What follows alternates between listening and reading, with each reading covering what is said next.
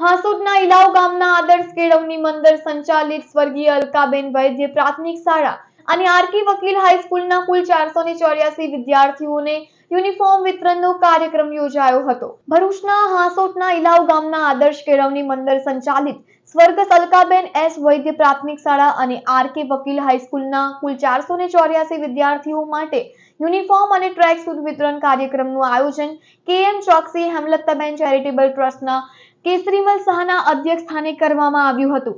કાર્યક્રમમાં કંટવા હાઈસ્કૂલના નિવૃત્ત આચાર્ય પ્રવીણસિંહ સોલંકી, સોમેશ્વર મહાદેવ મંદિરના પૂજારી મોતીગર ગોસ્વામીજી, મંડળના પ્રમુખ તુષાર પટેલ, સેક્રેટરી ભગવતીભાઈ પટેલ, મંડળના સલાહકાર રાજેન્દ્રસિંહ કઠવાડિયા, આરકે વકીલ હાઈસ્કૂલના આચાર્ય ધર્મેશ જોશી, પ્રાથમિક વિભાગના આચાર્ય જયેશ પટેલ, અનવ શિક્ષકગણ તથા મોટી સંખ્યામાં વિદ્યાર્થીઓ ઉપસ્થિત રહ્યા હતા. આગેવાનોના હસ્તે વિદ્યાર્થીઓને યુનિફોર્મનું વિતરણ કરાયું હતું. આ પ્રસંગે કેસરીમલ શાહના હસ્તે વૃક્ષારોપણ પણ કરવામાં આવ્યું હતું.